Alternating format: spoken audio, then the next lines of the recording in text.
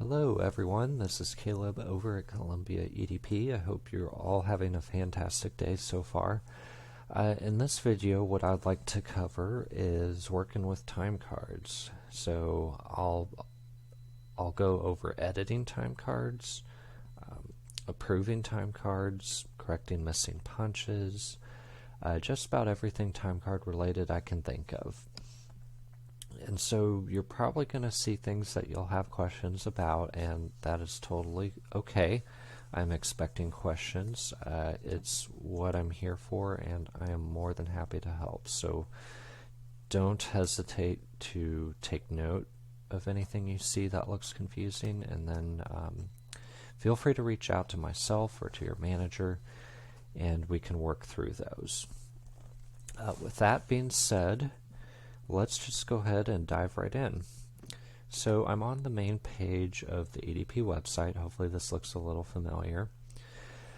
Now we're going to go to the employee login menu, and then we're going to choose iSolved Employee Self-Service. And hopefully you see a page that looks like this one.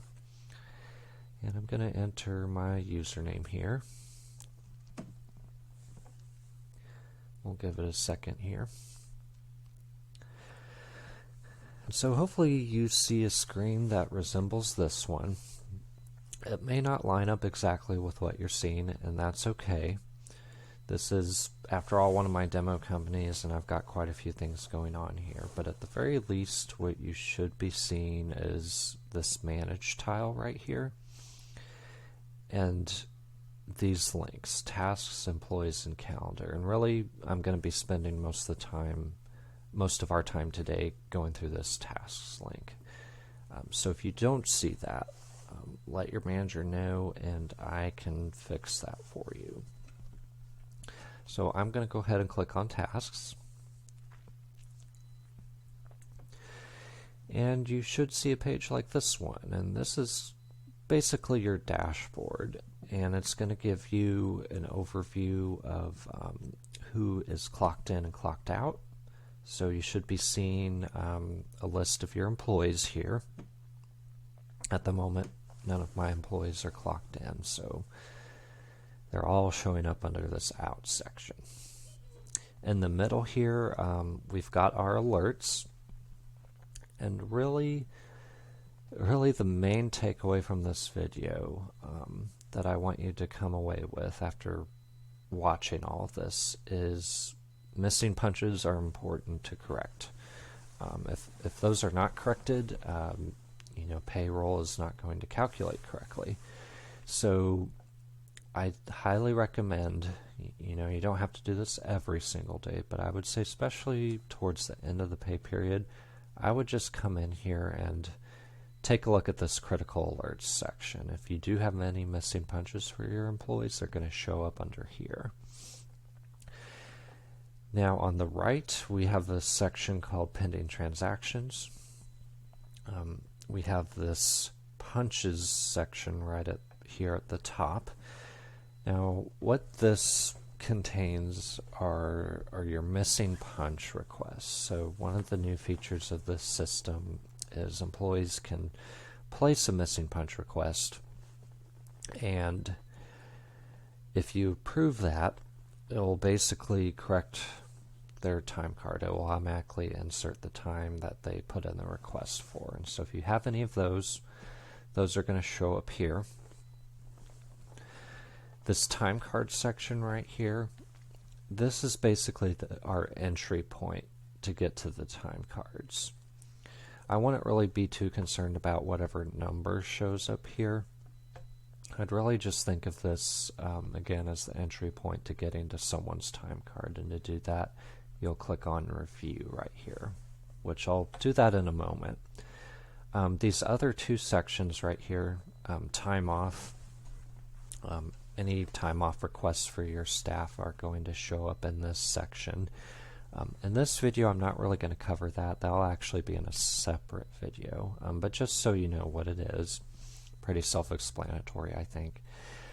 Finally, this update section, That's going to cover things like direct deposits, tax withholding changes, which it really kind of comes down to how we have your company set up in the system. For some of you, you know, the higher ups may have decided that they don't really want you to have to deal with that. So you may not even see a number showing up in this section. But really, for the purposes of this video, I'm going to cover this time card section right here. So I'm going to go ahead and go into that by clicking on that review button. And so now we're taken to a screen where we can see statistics for the pay period. And first thing I would want you to take a look at is this date range right here. So this is actually going to default to the current period. Now if we're getting ready to run payroll, you're actually probably going to want to back this up by 1 and look at the previous period. And so I went ahead and moved that back. At the moment, I only have really one test employee in here that has any data, but for you, these numbers are probably going to be a lot bigger. But let's scroll down, and so this section right here, you should see all your employees listed out. And to get into someone's time card, for instance, Marcello Conway, it looks like he has an alert here. Now I know it's for a missing punch. Let's go ahead and look at his time card. So I'm just going to click on his name. And so this is what a time card looks like from the management perspective. And so here in the upper left, we have an approval section. And if your company is set up to require approvals, all you got to do for that is really just click on this approve button. Pretty straightforward. I would suggest doing that, you know, obviously after the period's over and before payroll has run, obviously. In the summary section right underneath, it's going to give us a grand total for the earnings. If we have any sort of labor tracking by like department or branch or something, it will also show that broken out. Adjustments, that's another feature which I'll cover that in a separate video, I think. There's kind of a lot to that, but at the moment I would say think of adjustments as things for categories that aren't really tracked by hours. So, you know, maybe like a bonus or a commission, things that are just strictly dollar amounts. Those are going to show up in this adjustment section right here. And then finally we have a total for our alerts, and we can see there's one missing punch. And now in this section to the right, we've got our employee's time card. We have each day in the pay period arranged vertically from top to bottom.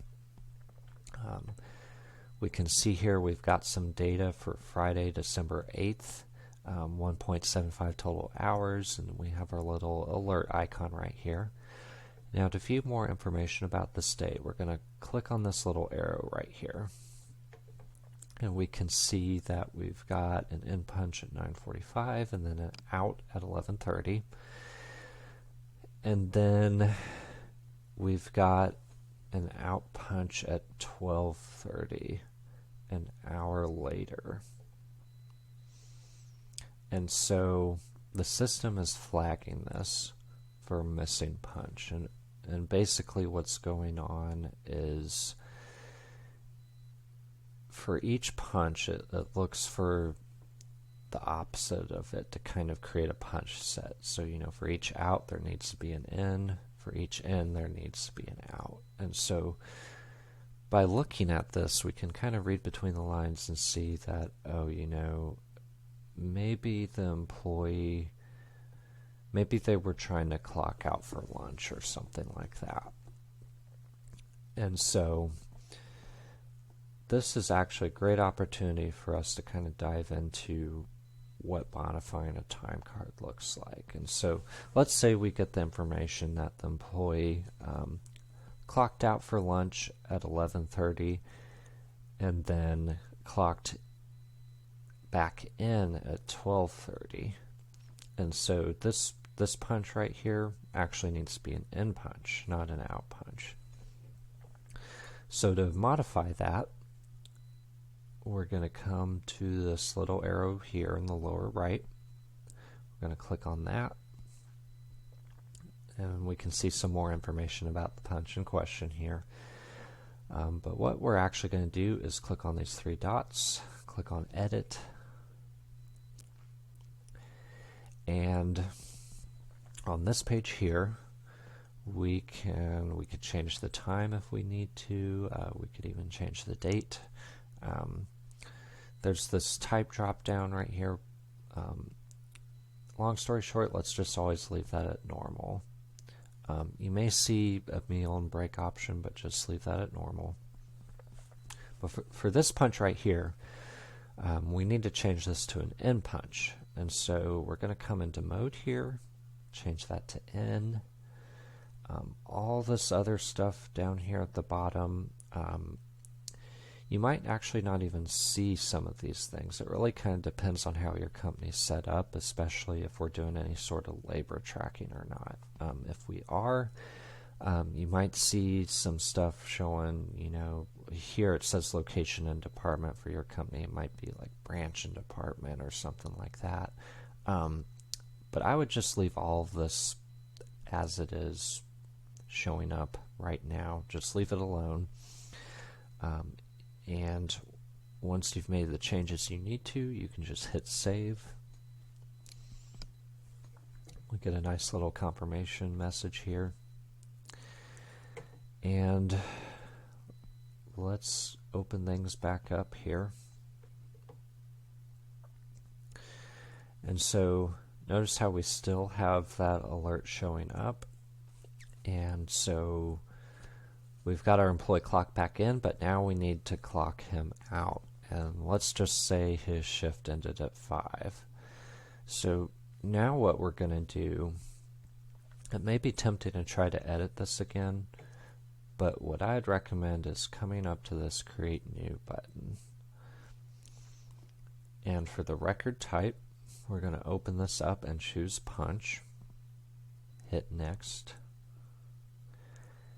And we're going to change this to the 8th in our date box. For the time, we are going to set that to 5 p.m. And now we can actually, for the mode, we can leave this on auto if we want to. The system will be able to tell that, hey, the last punch for the employee was an in punch, so this needs to be an out punch. My recommendation, though, is if you know what the type of punch needs to be, I would remove any room for errors or doubt and just explicitly indicate that. So we know it needs to be an out punch. So I've got that selected. You can come down here and leave a note if you want to. I would just, if you do see any sort of labor group or labor field showing up, I would just leave that as is. We're going to hit save. And notice our alert is gone now, and we've got a complete shift entered, 9:45 to 11:30, and then 12:30 to 5 p.m. Now, another scenario, probably not as common, but you may see it from time to time, is entering an entire shift at once. There's actually a quick way to do that without having to enter each individual punch. And so let's say on Thursday, we know our employee was in from 8 a.m. to 5 p.m. So to do that, we're going to click on Create New again. For our record type, we're going to choose Hours. We're not going to do punch, we're going to choose Hours. We'll hit Next. So for our start date, we're going to change that to the 7th. For our start time, this is where we'll enter 8 a.m. For the end date, we're going to set that to the 7th as well. If this is different than the start date, it's going to enter, it's going to make an entry on multiple days, and we don't want to do that. Our end time, this is where we're going to put the end of the shift. And so I'm going to enter 5 p.m. It's going to calculate the duration for us, which 8 a.m. to 5 p.m., that's 9 hours. Our type, we're just going to leave that at normal, and then for a note, we can enter something here if we want to. I'm just going to come down here and hit save. And now we've got 9 total hours showing up on Thursday the 7th. If we expand our day here, we can see that our in is at 8 and our out is at 5, and that's exactly what we want. So that's really the basics of working with time cards here, at least as far as entering punches and entering entire shifts are concerned. One other thing that you may need to do, and this kind of depends on your company's setup, but time card approvals, that's a fairly common thing. And so I'll just cover that real quick. So we can approve our individual employee right here. When we're on someone's time card, we can just hit this approve button right here, pretty simple. But what we actually can do, we can go back out to tasks and go into our time cards again and scroll down to our list of employees here. And for our list of employees, you'll notice that some of these say not approved, and most likely that's because they're salaried. If you see anybody that says, or actually, excuse me, not required. If you see anyone that says not required, it's probably because they're salaried. But for anyone who's not approved, you can just hit this button right here that says approve 3. It'll actually show the number of how many employees you have, and that will approve everyone at once for you. And now it's under status, it's showing partial, and that's because the employee needs to actually approve their time card as well. But for you as the manager or the supervisor, for your responsibilities, just coming in at some point and hitting this approve all button once ideally you've reviewed your employees' time cards and everything looks good, of course. Just coming in here and hitting that approve button is that will keep the payroll process moving along smoothly, and that's something we all want to have happen. So I know I covered a lot in this video. Covered how to work with time cards, how to approve time cards. Again, if you have any questions at all, please don't hesitate to reach out. It's what I'm here for. I'm more than happy to help. And with that being said, that's all I have for now, and I hope you all have a wonderful rest of your day.